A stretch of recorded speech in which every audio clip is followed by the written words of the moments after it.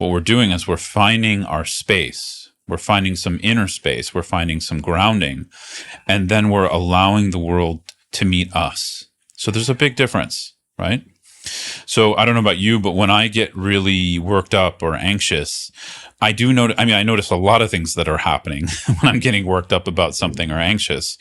But I notice probably one of the key themes is I'm trying to come out of myself to meet the world. And this could be somatic. It could be physical, kind of like, edging forward or hunching my shoulders or some kind of physical somatic move. It can be internal, has a certain kind of grasping or clinging. Oftentimes when I'm doing that, there's a lot of fear that I'm engaging in, where I'm trying to meet something, a challenge, or being confused, or meeting suffering around me, or difficulty going on in the world, and I'm trying to come out of myself. Now, what I've noticed over time is that this is not such a healthy form of communication for me. And at the same time, it actually doesn't allow movement and shift to happen. And most importantly, for me, it doesn't allow compassionate action to take place because I'm stuck in fear, right? So this kind of practice is that I just shared. It's really the base, because when we're able to create a circumstance where we're not pushing away our own internal responses, and we're open to those and listening to those, then we can start to explore that with others around us. I would say probably most importantly, our immediate circle, our immediate community, which for me is my family, right? So, I think I'm a big fan of think global, start local. It's kind of like one way to put it, right? And for a meditator, starting local means starting in the body with our sensations, emotions, starting with our own thought patterns and habit patterns.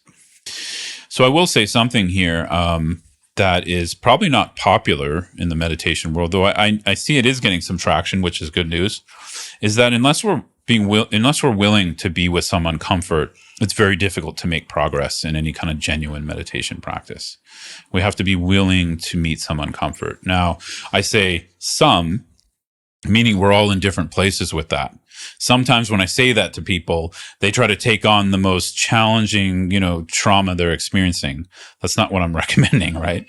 I'm just recommending something. We start with something minimal. We start with something small, right? So maybe the room's a little too hot or a little bit too cold.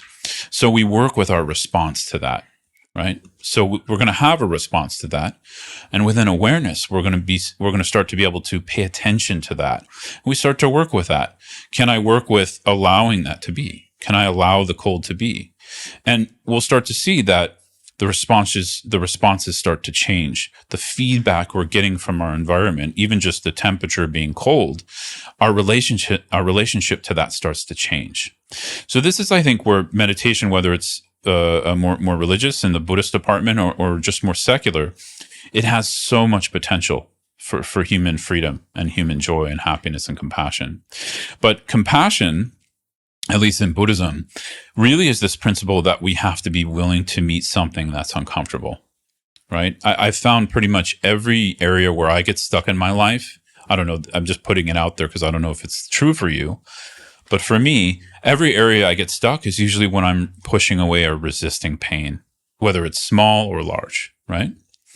So part of listening here is being open. Of course, on broader levels, that means being open to others we might not agree with, or, being curious about others. But I would say we first have to start within our own bodies, within our own minds, being curious about what's arising.